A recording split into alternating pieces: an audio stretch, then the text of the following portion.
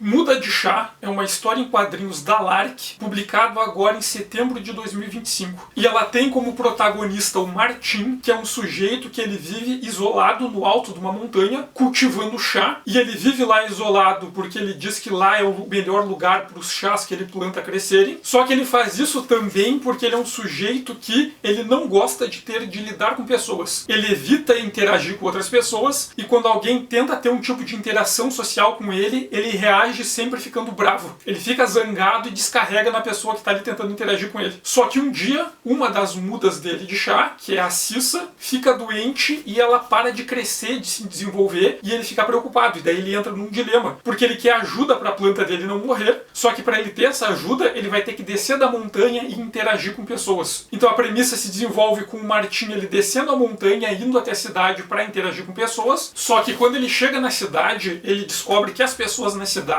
tomam só um chá industrializado que é ruim pra caramba. Todo mundo só bebe aquele chá ruim e ninguém conhece o chá dele. Ele vai procurar o que acontece com o chá que ele planta e que ele envia para ser vendido na cidade. Esse chá parece que nunca chega lá. Então a trama se desenvolve com o Martin ali, com aqueles dois conflitos. Ele quer curar a planta dele, ele tá procurando uma cura pra Cissa, mas ele também quer descobrir o que tá acontecendo com todo o chá que ele planta e que ele vende ali por uma intermediária para ir pra cidade que nunca chega na cidade. E a história se desenvolve a partir dessa premissa. E olhando aqui pro Muda de Chá e pro trabalho da Lark, eu vejo um monte de relações e continuidades com a tradição que vem lá do romantismo. Se nós pensarmos um pouquinho sobre o romantismo antes, assim, o romantismo ele surge ali no finalzinho do século XVIII, mas se dissemina mesmo no século XIX, e ele é uma visão que ele parte dos filhos da burguesia que não se identificavam com a cultura burguesa. E muito de uma decepção com os ideais do iluminismo e das revoluções liberais ali que vão acontecer na Europa nesse período. A Revolução Francesa, que foi toda baseada nos ideais liberais iluministas, ela pretendia depor ali uma elite, proclamar uma república que supostamente levaria liberdade, igualdade, fraternidade para todo o povo. Só que o resultado da Revolução Francesa foi o Império Napoleônico. Ela trocou uma elite que era dos nobres aristocratas por uma outra elite que era a alta burguesia, só que o povo continuou na mesma situação. Os miseráveis continuaram miseráveis depois da Revolução. E para esse povo miserável nada mudou. Então essa decepção com esses ideais iluministas liberais vão motivar muito o romantismo. E se toda a cultura iluminista liberal ela é baseada nessa releitura dos ideais da antiguidade clássica, tanto sociais, de tentar reconstruir os ideais da democracia antiga, né, em volta dessa ideia da democracia moderna, como também toda a arte e a cultura é baseada em retomadas de ideais clássicos. E o pessoal do romantismo que vai ver um fracasso nesses ideais iluministas, eles vão propor olhar para o mundo de um outro jeito. Então, o iluminismo ele é muito baseado numa ideia de racionalismo, de lógica, de razão. Eles tinham a ideia de que eles iam criar uma sociedade melhor, acabando com os preconceitos e com as superstições. E para fazer isso, eles pegavam aquela tradição que vinha do empirismo e vão dar continuidade a ela até se resultar lá no método científico. Olhar para o mundo através da lógica, da razão. Só que essa obsessão em lógica, em racionalidade, acabou criando os efeitos colaterais. Eles tinham, por exemplo, a ideia de que tinha que separar a igreja do Estado, porque a igreja ela ficava se metendo em questões políticas e a igreja também explorava os camponeses. Então tem essa questão de desarticular a igreja do controle da política e da economia, ao mesmo tempo que entender que a religião é uma questão que é da vida privada. Então o Estado ele tem que ser laico para que cada pessoa tenha liberdade de escolher sua religião na sua vida privada. Só que essa obsessão em afastar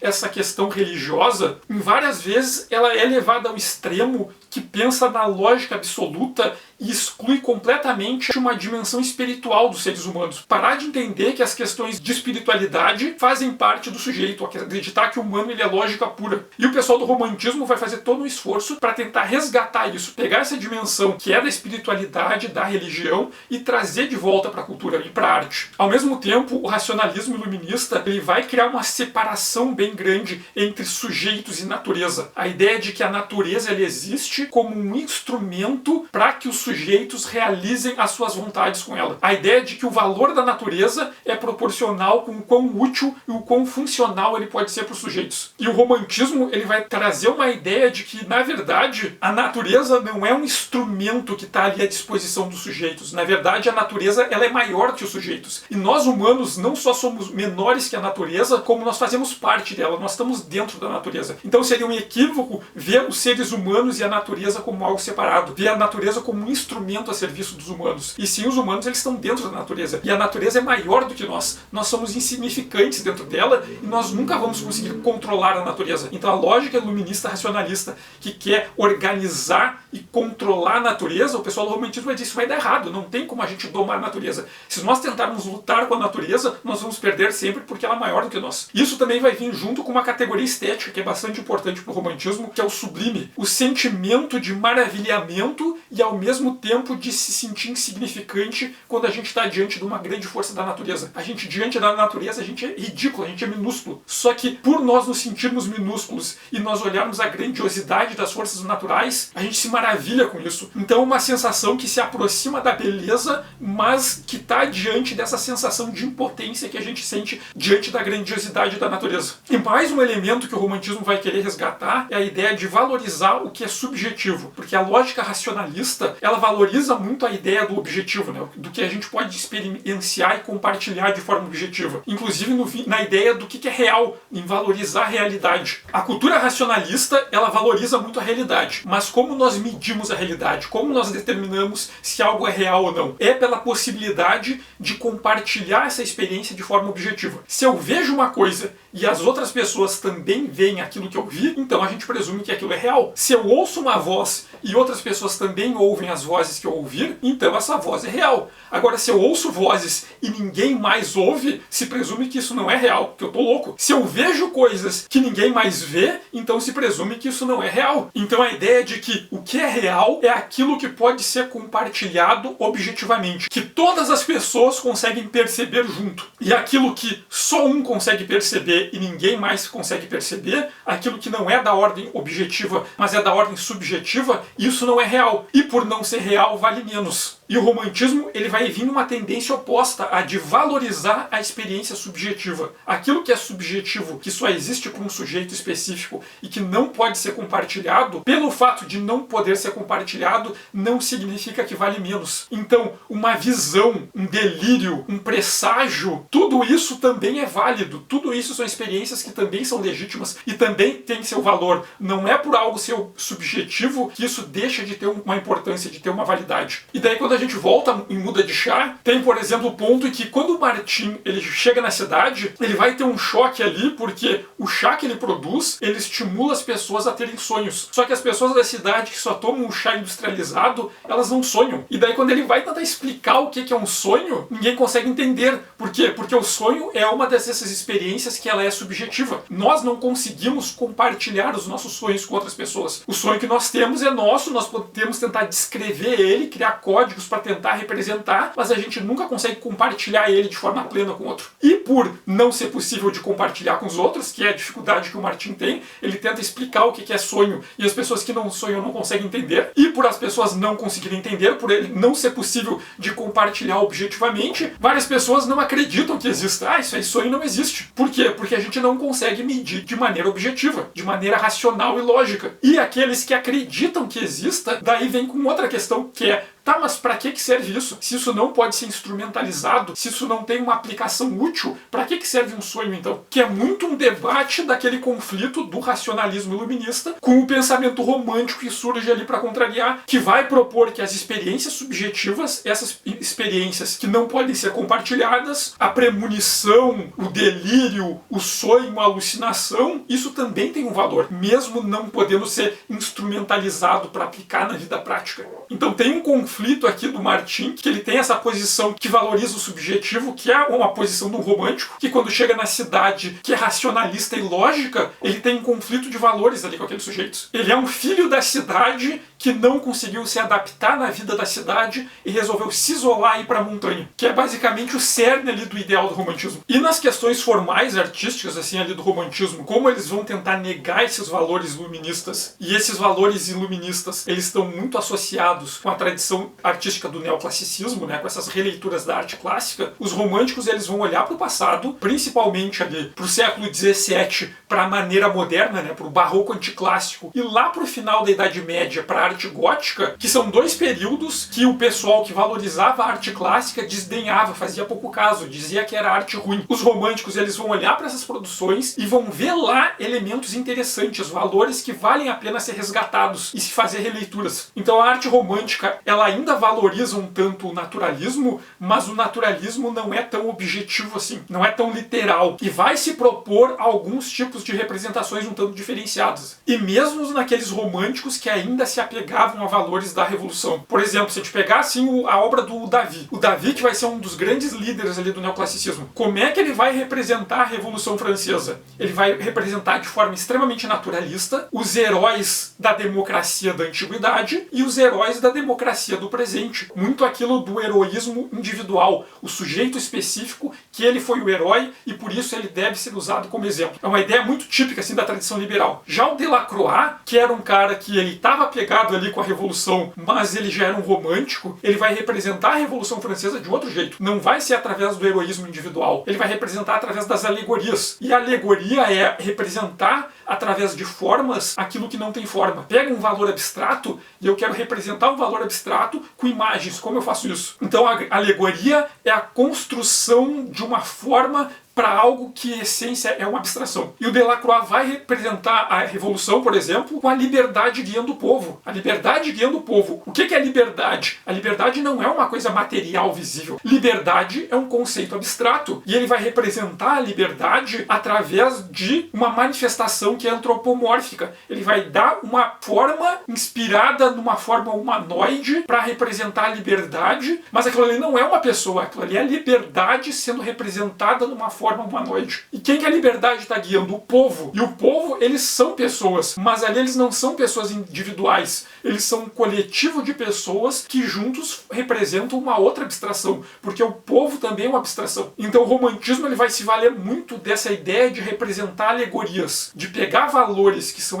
abstratos, que são conceituais, e representar eles na arte dando forma para eles. E eu acho que dá para ver um pouco isso aqui no Em Muda de Chá, quando o Martin ele se relaciona ali com o pai da montanha. O Martin ele teve a experiência no passado que ele esteve diante de uma força da natureza que apareceu para ele através de uma manifestação zoantropomórfica. Força natural, aquela entidade que aparece para o Martin assumindo a forma de algo que é entre um humano, entre um animal e mais alguma outra coisa. E o Martin ele vai ter essa experiência, mas é uma experiência que ele teve sozinho. E se ele teve sozinho, significa que ele não pôde compartilhar aquilo objetivamente. E se ele não compartilhou aquilo objetivamente, o que nos garante que aquilo é real ou não? Mas a questão é que não importa se aquilo é real ou não. O importa é que aquela experiência para o Martin foi importante, foi significativa e marcou ele. Trouxe alguma mudança para ele. Então aqui o relevante não é se aquela entidade aparece ou não para o Martin. E sim o quanto a visão daquela entidade tocou o Martin e modificou ele. O quanto ele foi influenciado por aquela experiência. E o pai da montanha, ele é uma alegoria. E a valorização da alegoria e dessas experiências subjetivas é um ideal que é muito forte na arte romântica. Então o Martin é esse sujeito que ele valoriza as experiências que são subjetivas, ele olha para a natureza e ele não vê na natureza instrumentos, ferramentas para atingir um objetivo. Ele se relaciona com a natureza saindo da cidade e se integrando com ela. Ele olha para as plantas dele e dá nomes para as plantas dele. Se ele dá nomes para as plantas, é porque ele não vê as plantas como objetos, ele vê as plantas como sujeitos. Ele se relaciona com as plantas como se elas fossem indivíduos e conversa com elas e se importa com elas de maneira individual. Quando questionam para ele, tá, se essa planta tá morrendo, por que ele não joga fora e planta outra? E aquilo revolta ele, porque quando ele olha para a Cissa, ele não vê um objeto, ele vê um sujeito. Ele está integrado na natureza e olha para a natureza e vê a natureza como um igual a ele. E isso vai levar ele em conflito quando ele está dentro daquela cidade, que é uma cidade racionalista e utilitária. E que foi uma das coisas que fez ele se afastar da cidade. Então o Martin ele tem muito uma personalidade de um romântico. Esse sujeito, filho de uma sociedade racionalista que não consegue se adaptar à sociedade racionalista, porque ele olha para a natureza e vê na natureza sujeitos. Ele vê na natureza algo igual, não um instrumento. Outro ponto que a gente pode pensar aqui em Muda de Chá, a partir dos ideais do romantismo, é como a Lark constrói os espaços diegéticos aqui na história. Porque assim, a tradição mainstream da arte ocidental, ela é muito antropocêntrica. E está muito relacionado ali ao pessoal do Renascimento, quando eles olham para a arte do passado, para a arte da Grécia Antiga,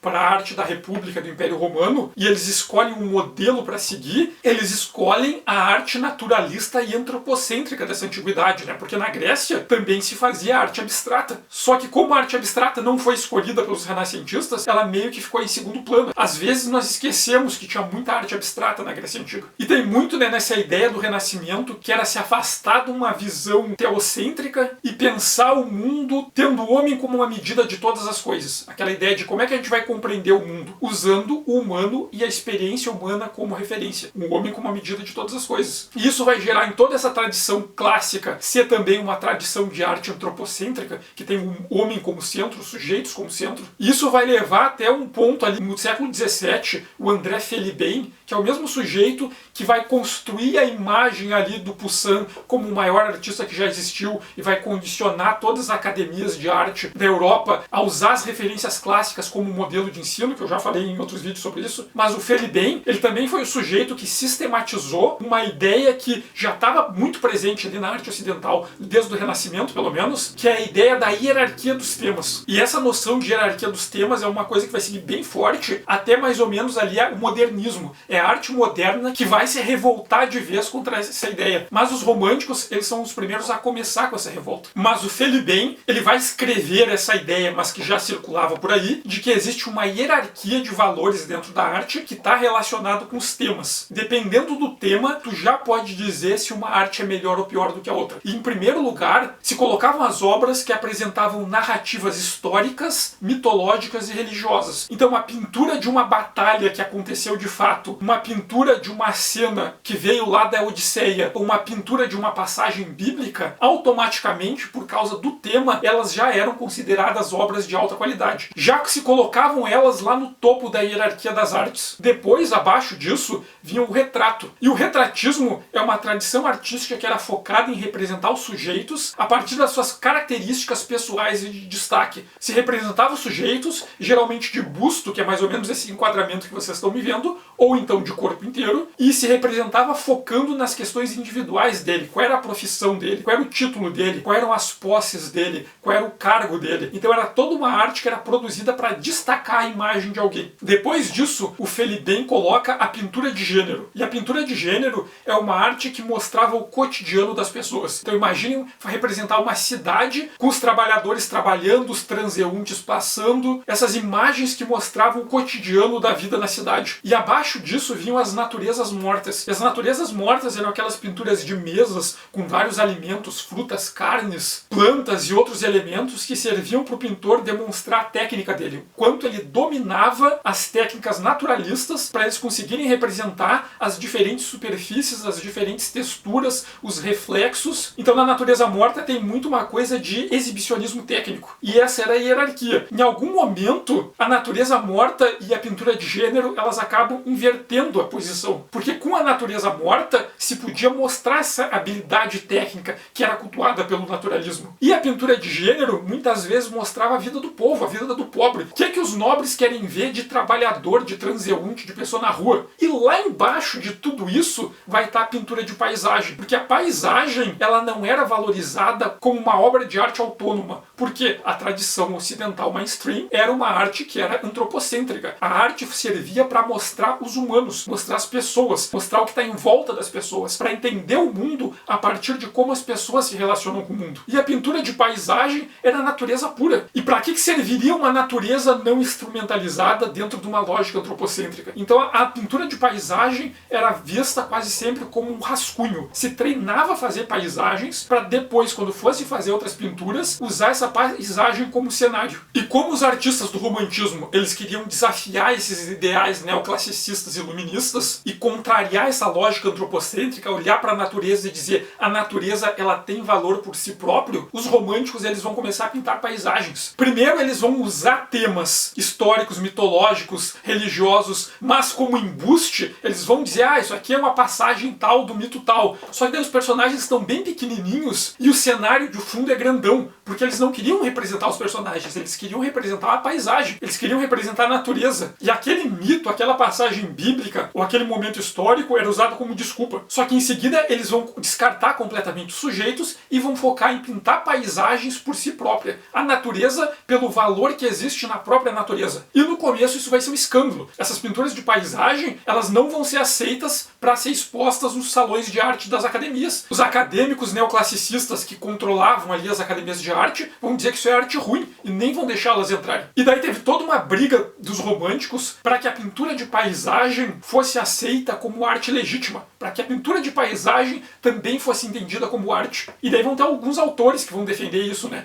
O Charles Baudelaire, o John Ruskin, são caras teóricos que eram aliados com o romantismo e vão dizer, essas pinturas de paisagem, isso também é arte. Vocês que estão dizendo que isso não é arte de verdade, vocês são burros. Então a pintura de paisagem só passou a ser reconhecida como uma obra de arte legítima porque teve todo um esforço dos românticos para defender a ideia de que a natureza, ela tem valor por si própria. Ela não serve só como instrumento. O valor dela não é só em relação ao quanto ela é útil para os sujeitos. Ela sozinha tem valor. E como é que eles demonstravam isso? Vamos pintar elas sozinhas. A gente não precisa ter pessoas nesse ambiente natural para esse ambiente natural ter um valor próprio. E daí a gente volta aqui pro Muda de Chá. O Martin é esse sujeito que ele vive seguindo vários valores que partem lá do ideal do romantismo, mas formalmente aqui, o espaço natural, ele também é muito valorizado. A Lark aqui vai fazer umas páginas em que ela vai mostrar vários quadros que é só a montanha, é só o espaço natural. E ela não precisava fazer isso. Ela queria mostrar que o personagem mora na montanha, ela podia ter só colocado o primeiro quadro da montanha e partido direto pro personagem. Mas não, ela fez questão aqui de representar várias vezes o espaço natural. Nós temos vários quadros ali focados só na montanha, nessa natureza que existe ali na montanha, em elementos ali, as árvores, as plantas, as pedras, o sol, e eles sozinhos, eles autônomos, eles sem sujeitos nenhum, que é algo que dentro da tradição da arte clássica é algo impensável. A natureza, ela não tem legitimidade para ser protagonista. Mas o pessoal do romantismo que brigou para dizer não, a natureza, ela pode sim ter um quadro só para ela. E aqui em Muda de Chá, essas paisagens naturais, assim, elas são bastante importantes, elas vão aparecer várias vezes. Eu acho lindo pra caramba essa página aqui que o Martin tá descendo a montanha. E a gente vai ver ele pequenininho ali, diante da grandeza da natureza, que é uma página que é muito sublime, que é uma categoria estética que é central ali para a ideia do romantismo. E faz muito sentido o uso dessas paisagens numa história em que o protagonista é um sujeito que valoriza as interações entre pessoas e a natureza. E é uma história que vai falar sobre essas relações, que vai falar sobre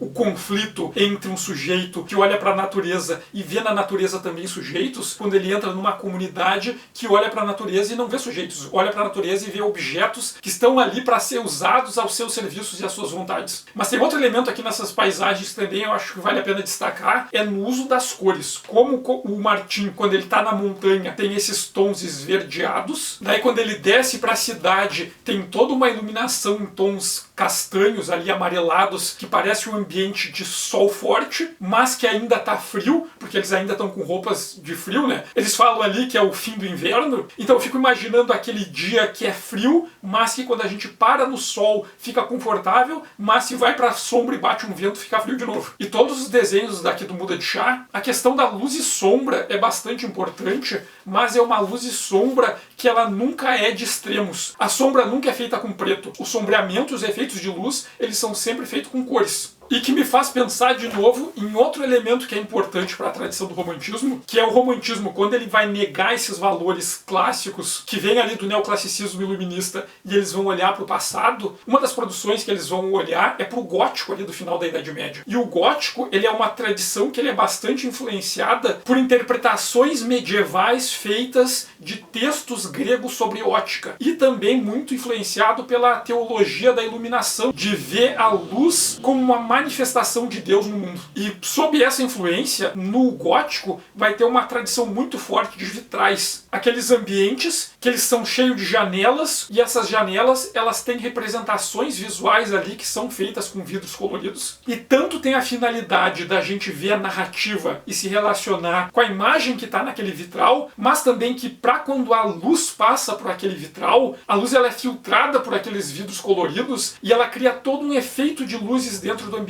Então o gótico vai apresentar espaços em que a luz é extremamente pensada e trabalhada para interagir nesses espaços através de cores. que tem toda uma relação religiosa com essa luz colorida dentro desses espaços. Uma catedral toda iluminada pela luz do sol que atravessou esses vitrais e fez todo um ambiente colorido ali. Então essa questão dos efeitos de cores da luz filtrada é algo que vai ser tomado no romantismo, de pensar essas paisagens a partir dessas questões de iluminação, e junto com essa ideia de representar abstração e de valorizar a natureza de forma autônoma, vai resultar na ideia de representar na arte os elementos e as forças naturais que não necessariamente são sólidos a partir da interação da luz com esses elementos. Eu acho que um bom exemplo para isso é a gente olhar as imagens do Turner. Ele é um autor que ele vai pintar muito esses elementos naturais que não necessariamente são sólidos. Como pintar a neblina, a fumaça, a geada, a cerração, o chuvisco. São todos elementos que eles fazem parte da natureza, mas eles não são exatamente sólidos, e por isso a arte naturalista antropocêntrica nunca se dedicou, e os românticos eles vão se dedicar a representar isso, e para representar isso eles vão usar os efeitos de como a luz ela refrata e é filtrada por esses elementos. Então, como se representa a neblina, como se representa a geada, o chuvisco e a fumaça, a partir das interações do sol e das luzes com esses elementos. Então são essas forças naturais interagindo com a luz, que também é uma força natural. E também dá para retomar aquela frase que eu acho que é do Leonardo, de que pintar é manifestar a luz. Então desenvolver essa ideia a partir desses elementos da natureza que eles não são sólidos. O Turner é um cara que vai se dedicar muito para isso, de pensar as paisagens sempre a partir da ideia da luz. E aqui Muda de Chá me parece uma coisa que é muito forte, essa ideia da imagem, ela sempre ser pensada a partir da interação da luz. Porque conforme o tempo vai passando, a arte vai representando aqui o entardecer, o amanhecer, a noite, a partir sempre dessas relações com a luz. Então durante o dia tem lá o dia brilhoso, mas conforme vai entardecendo com a história passar, a iluminação toda vai mudando para um outro tom, para uma outra paleta de cores que vai representar esse efeito da luz naquele ambiente. E isso não é uma coisa pontual, a história toda parece ser narrada sempre tendo em vista essa relação da luz, em que momento do dia eles estão, em que lugar eles estão e como o sol interage com essas cores. Tem muitas imagens que eles estão ali à luz da lareira, à luz de velas, que eles estão no entardecer, tem vários nasceres e cores dos sóis, e a iluminação desses espaços ela está sempre em movimento conforme a história avança. Não só em relação ao tempo, em que horário do dia eles estão, mas em relação ao ambiente, né? Aquilo que eu falei lá da montanha, que é mais azulado, esverdeado, daí ele desce ali pro planície e é mais amarelado. Quando ele vai para a fábrica, tem esse quadro aqui em que a chaminé tá para fora jogando essa fumaça esverdeada,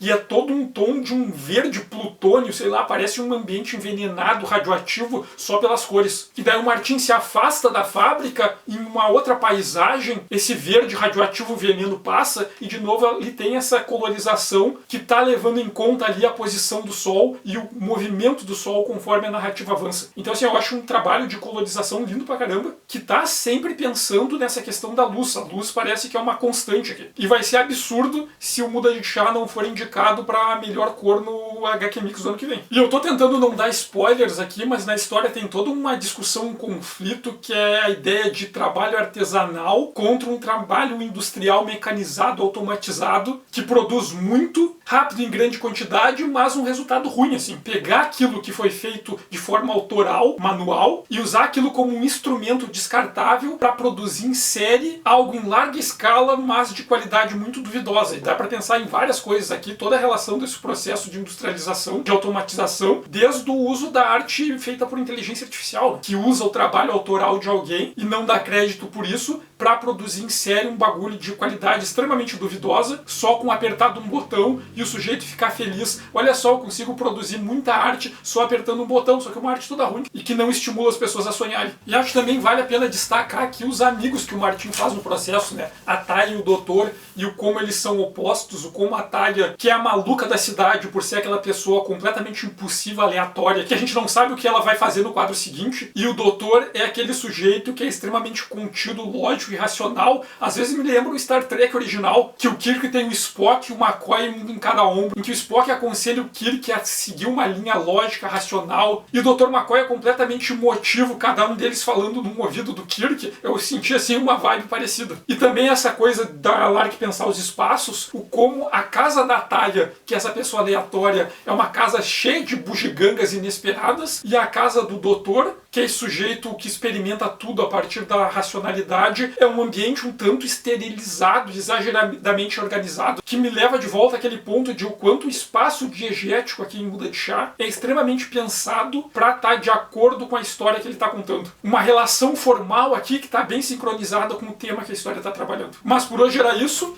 Leiam Muda de Chá e eu agradeço a quem assistiu até aqui. Peço que se vocês também são românticos e gostaram, apertem no gostei. Se vocês são neoclassicistas e não gostaram, pode apertar no não gostei. Agradeço quem puder compartilhar esse vídeo. Agradeço muito aos apoiadores que sustentam o canal. O canal continua existindo por causa deles. Quem ainda não conhece, eu convido para passar na página do Ilha Caio no Apoia-se. Também eu vou deixar aqui a chave de Pix para se alguém quiser fazer alguma contribuição. Sintam-se livres para fazer comentários aqui embaixo. Convido para seguirem o canal e apertarem no sino para receber notificações dos próximos vídeos. E obrigado e até o próximo vídeo.